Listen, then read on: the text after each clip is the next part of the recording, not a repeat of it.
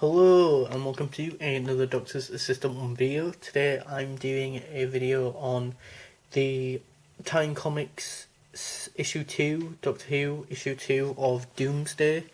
I think it's fair to say that I am probably the only person on the internet who is reading this. What was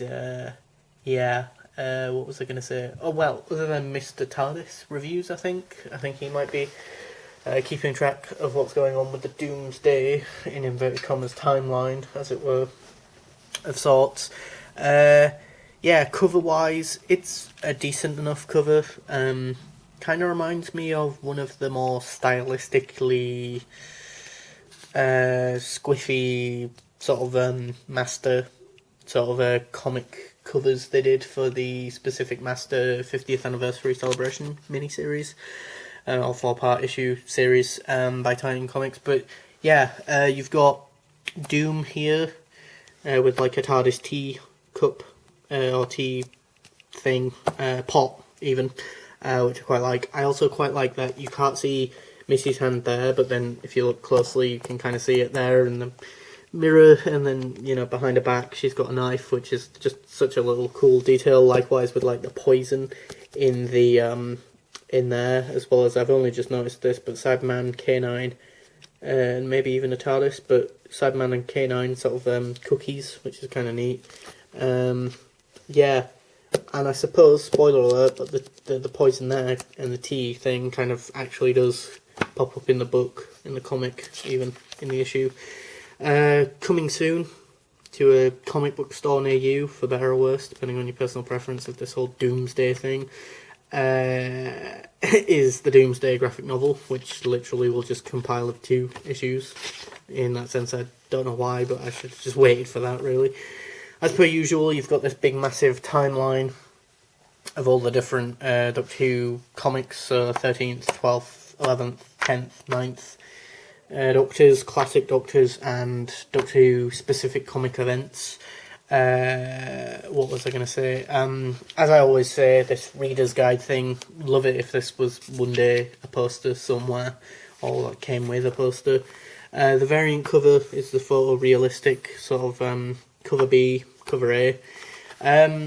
It's just 2 issues, this Doomsday thing. The only other thing I've got to say about the front cover is that it's the BBC Doctor Who. The Doctor Who logo is the stacked, or the not stacked version, I guess. The just sort of one where it's like a cross, which isn't one of my favourite ones of the new Doctor Who logo variants, in inverted commas, I guess, because it's very, very sort of darkly grey Doctor, and then Who is in this blue with like a white border around it. The Who is the bit that stands out to me, but then the Doctor bit not so much, and then the Doomsday, the clock in the O is kind of neat, I guess. Yeah, although there is a previously bit, I did read that before reading this, but I was still a bit like, what? What are we doing? You've got a little bio on Doom, Missy, the 12th Doctor, and the TARDIS, as well as Time Comics website address, Twitter, Facebook, and their actual email address, I think, or web address even. So yeah, that's how you can get in touch with Time Comics. You've got the writer, artist, and colorist, and letterist all down there to thank for this lovely comic of sorts. What was I going to say? It's neat that there's a little Easter egg of Jodie and the Pating and a Weeping Angel there. You get some nice panels later on of Missy, quite a lot actually. Where is it now? Yeah, all of these with like lots of different facial expressions. I quite like that, personally. I also do like, spoiler alert, but how it ends with like, you're in the Capaldi TARDIS. At first I genuinely, because I don't know why, but I always skip to the end of these comics as soon as I get them, I don't know why, but it looks a bit more purpley, so at first I thought maybe this is like the Master's TARDIS. I don't know, I mean, thinking about it, it might be the Master's TARDIS, because there's no handrails and there's no... It's a lot more open space, open plan if you will. And yeah, weird. Really cool panel there with different lighting there of Doom herself. I'm not sure what in this sense as a multimedia in inverted commas platform event thing and all that lovely techno jargon. That being said, now that I've read issue 1 and 2 of the Titan comics, please feel free to comment below if you know what the hell am I supposed to read next, in this journey. Like, if I was more inclined to continue the narrative here, would the next thing I need to get the Big Finish audios, or would it be that supplementary Doctor Who magazine thing, which I don't subscribe to Doctor Who magazine, weirdly enough, as much of a heresy as that is to say out loud, maybe, potentially, I don't subscribe to Doctor Who magazine, so, like, how am I going to get the supplementary Doctor Who magazine pamphlet thing, which is like, I think, in inverted commas, I think, if I'm not mistaken, again, please feel free to comment below if I am wrong about this, but a sort of prequel to this, and then so that's like sort of issue 0 almost, and then issue 1 and 2 follow on from that, and then you've got, again, I think maybe the Big Finish audios. I don't even know if they've been officially announced, and I think we got a cover for them a bit ago, but because so few people are talking about this multimedia platform event, what a mouthful to say, I keep forgetting what has been released for Doomsday, I think, genuinely speaking, I think if this is the only sort of output from Titan Comics purely from their end for the 60th anniversary of Doctor Who, I think this is subpar, to say the least. I think as a standalone thing, it's vanilla at best. It's okay, two-part two-part issue, but nothing really massive to sink your teeth into. I mean, I'd only suggest these two issues to the hardcorest of Missy fans. If you need to see and experience everything with Missy in it, whether it be Big Finish audios or the comics in this case, or the web series stuff or whatever they have online, like an online exclusive mini story written out on the Doctor Who website, for free, because you love the character that much, then I think this is obviously the two comics for you. But otherwise, I think this could easily be a decent skip, or maybe a good entry point for someone if you've never read a Doctor Who comic before, or you're a kid and you don't read a lot.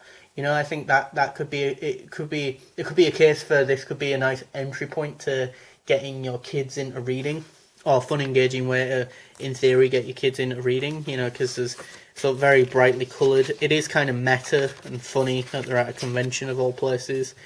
That it's the classic sort of Mary Poppins look for Missy, with this very odd hat though, or big hat, which I think is a callback to the Missy or the Master sort of 4-part miniseries that I was on about earlier. I think she gets the hat in that, maybe, or maybe it's just a thing that maybe even earlier in the Titan comic sort of range. She gets this particular big sort of top hat sort of thing, like the Cat in the Hat sort of hat, almost. It's that big. I just feel like maybe we jumped ahead in time, from issue 1 to issue 2, but I'd be very interested for me on a personal level to read issue 1 and then read issue 2 and see if it's more of a coherent narrative. I think, if I'm not mistaken, I saw the 8th Doctor on the Big Finish audio cover, so potentially maybe Doom bumps into the 8th Doctor. I know she's also in a Doctor Who book with the 9th Doctor and 2nd Doctor of all pairings. What an odd multi-Doctor story that'll be. But with them two and the Slovene of all things. So, it just seems like the Doomsday stuff, it doesn't seem to have a very clear narrative from beginning to end, to me at least. I mean, the core premise, I think, is that she's trying to find the Doctor, but obviously in these 2 issues, and I don't think this is a spoiler, but she doesn't find the Doctor, she finds Missy, who is pretending to be the Doctor.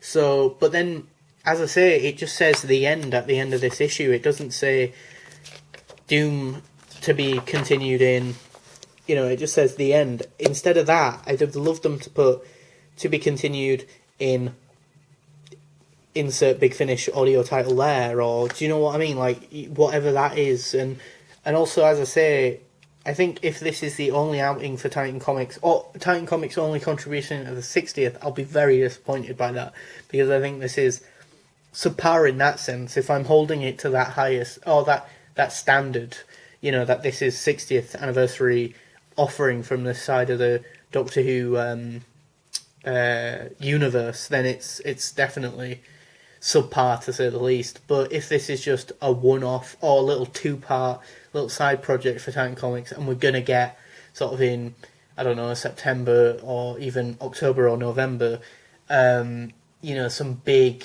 I don't know, like 14th Doctor comic or something, you know, that would be amazing.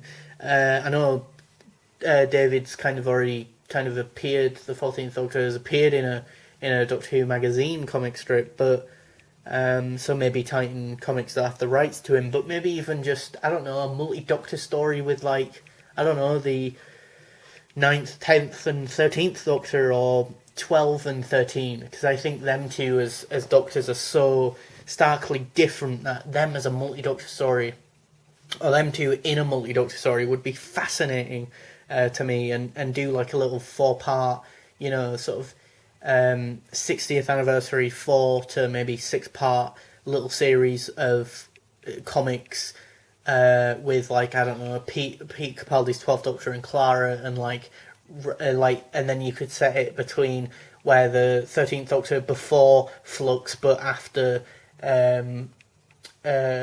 Resolution of the Daleks, you know, between Revolution of the Daleks and Flux, you know, there's clearly a gap there for the 13th Doctor, so put it there, and then put it anywhere between, I don't know, a gap in, like, Series 9, so it's like Peter and Clara, and then, like, Yaz and 13 as a sort of companion Doctor 2-person sort of TARDIS team, you know, all together, you know, 2 Doctors, 2 companions.